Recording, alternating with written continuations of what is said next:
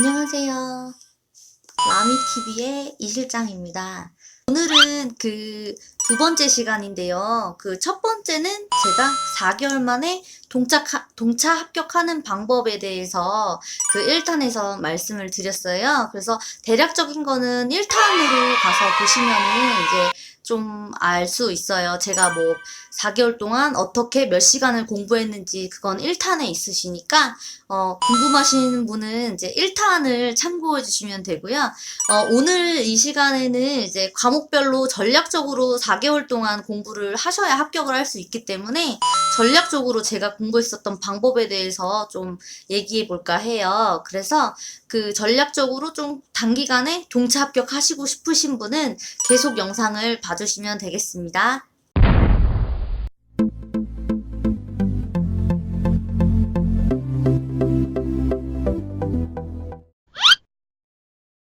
과목별 이제 공부법으로는 저 같은 경우로 말씀을 드리자고 하면 저는 우선은 이제 좀 과목마다 다 중요도가 있잖아요. 그래서 흔히들 말씀하시는 민법 그리고 개론 그리고 공법, 그래서 민계공이라고 하죠.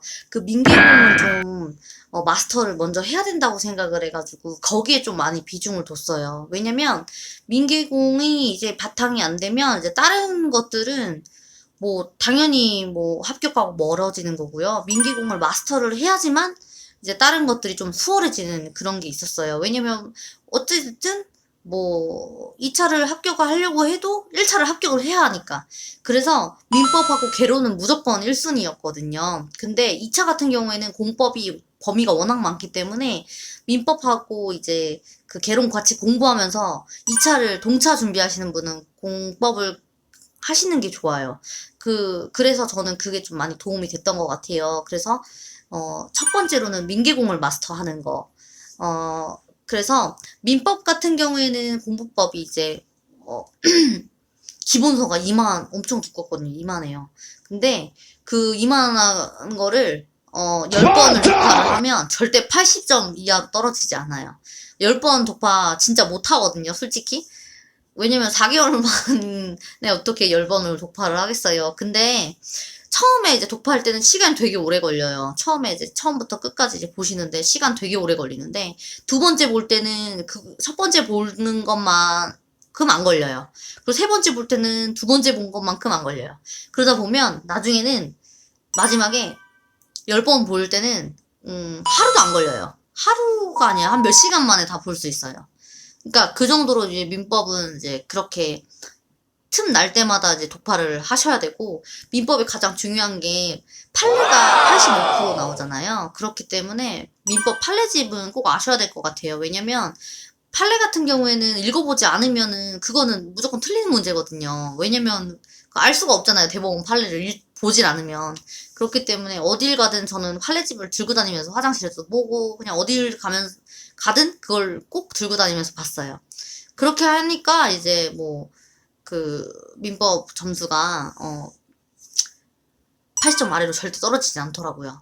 근데 제가 이제 이건 여담이지만 처음에 이제 7월, 8월에 기본기 마스터 하고 이제 8월 달에 아니 9월 달에 모의고사를 처음 보는데 당연히 이제 그때는 독파를 한 번 했으니까 뭐 자신감이 뿜뿜이었거든요. 그래서 딱 봤는데 웬걸 민법 25점이 나온 거예요. 너무 충격을 받아가지고 이제 9월에 와, 난 좀 있으면 시험인데 어떡하지? 막 이런 생각했단 말이에요. 그런데 이제 민법이 안 되면은 이제 다른 것도 의미가 없어가지고 나 이제 민법부터 파야겠다. 너무 큰일 났다. 발등에 불 떨어져가지고. 그래가지고 그날부터 이제 민법만 파기 시작했어요. 2주 동안 민법만 했어요. 다른 거 다 지쳐두고. 그러니까 한 놈만 패는 작업이 그래서 좀 필요한 것 같아요.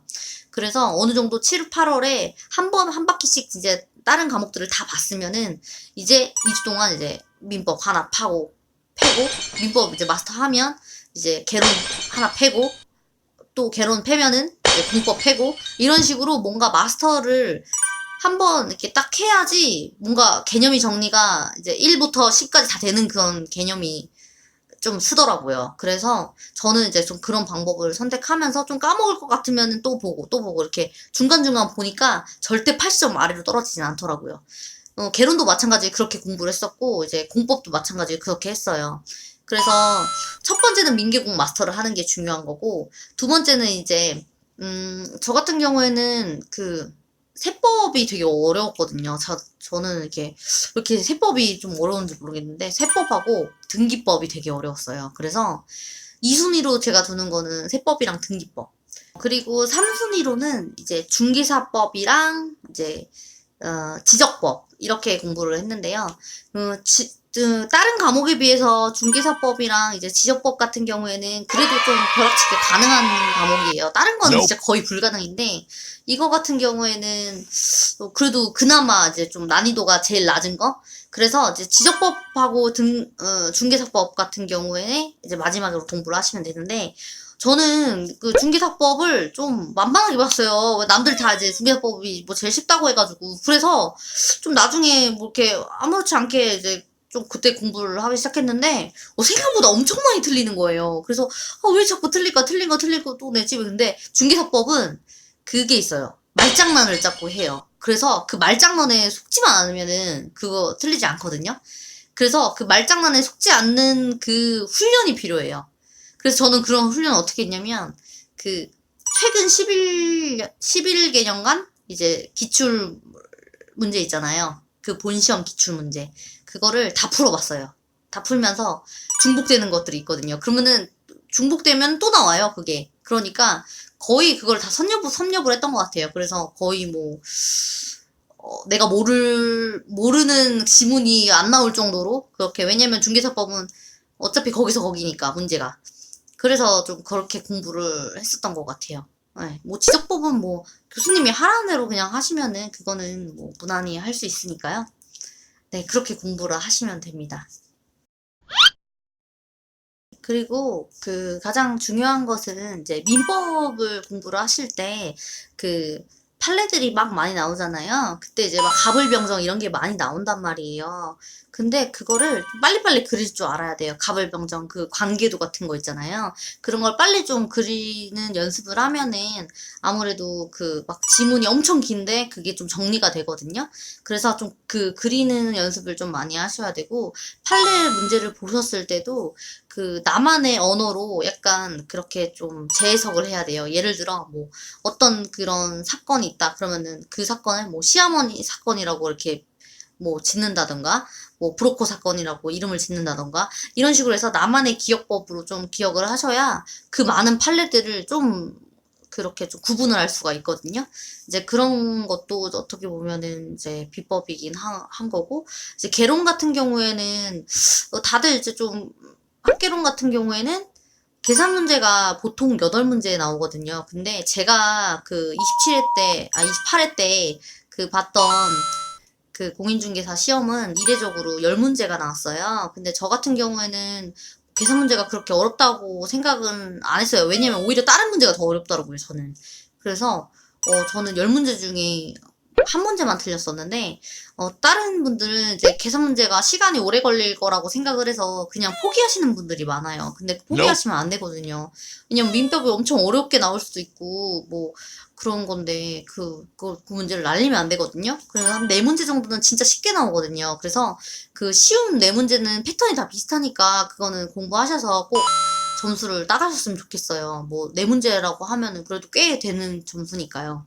그렇게 해서 이제 1차 같은 경우는 뭐 무난하게 뭐 4개월이면은 일하면서도 준비할 수 있을 것 같기는 해요. 근데 이제 2차는 좀 무리긴 한데 그래도 1, 2차를 막 전업으로 만약에 하신다고 하면 공부만 한다고 하시면 충분히 승산이 있으세요. 보통 이제 1차랑 2차 같이 이제 동차 준비하시는 분들이 많이 있으실 텐데, 되게 이제 시험일이 다가오면 다가올수록 그냥 2차 포기할까? 이런 생각 많이 드시거든요. 왜냐면 저 또한 그랬으니까요. 왜냐면 제가 9월 달에 이제 2차 모의고사를 봤을 때 9월 달에 이제 1차 보고 2차 보잖아요. 1차는 어느 정도 점수가 나오는데 2차 같은 경우에는 평균 50점이 한 50대 초반만 나오는 거예요. 맨날 60점을 못 넘고. 그래서 나 이러다가 떨어지는 거 아닌가. 이렇게 하다가 괜히 죽도 밥도 안 돼가지고 1차도 떨어지고 2차도 떨어지고 둘 다 떨어지고 이러는 거 아닌가 되게 고민했거든요. 그래서 2차를 그냥 포기하고 1차에 올인할까 이런 생각도 많이 했었는데 끝까지 이제 저는 1, 2차를 끌고 갔어요. 왜냐면, 이 공부를 다시 1년 하고 싶지 않은 거예요. 그래가지고 그냥 무조건 그냥 이악 물고 그냥 끝까지 끌고 갔어요. 근데 결과는 끝까지 끌고 가길 잘했던 것 같아요. 왜냐면 워낙 모의고사가 어려웠기 때문에 이제 점수가 안 나오는 게 당연했고, 본고사는 제가 평균 70을 맞았거든요. 그렇기 때문에 2차랑 1차 포기할까 말까 하시는 분들은 2차가 만약에 모의고사 보셨을 때 50점이 넘는다. 40대 후반이나 50점대 초반이다 이러면은 포기 안 하시고 그냥 끝까지 갖고 가시는 게 저는 이제 본 시험에서 합격할 확률이 더 높다고 생각하거든요. 그렇기 때문에 꼭 그렇게 포기 안 하셨으면 좋겠고, 제가 앞전에 말씀드렸듯이 저는 그렇게 머리가 좋은 편은 아니에요. 그래서 저도 합격했으니까 여러분들도 합격하실 수 있어요. 그래서 그 가장 중요한 거는 이제 건강 챙기는 게 가장 중요하거든요. 왜냐면 아프면 아무것도 못 하거든요. 그래서 공부를 하시면서도 잠도 잘 주무셔야 되고, 아프지도 말고 잘 드셔야 돼요. 그래서 그 시험 보셨을 때, 시험 고사장 가셨을 때 아프지 않고 최상의 컨디션으로 갈 수 있도록 그렇게 하시는 게 좋고요. 오늘은 제가 그 4개월 만에 합격하는 그 전략 공부법에 대해서 말씀을 드렸는데, 뭐 도움이 되셨을란지는 모르겠어요. 다음번에는 이제 공인중개사를 이제 합격하고 나서 뭐 실무교육을 받고, 그 다음에 이제 일자리를 구하는 거에 대해서 한번 얘기해 볼게요. 이 영상이 도움이 되셨다면 좋아요와 구독을 눌러주세요. 이상 라미TV였습니다. 감사합니다. 안녕.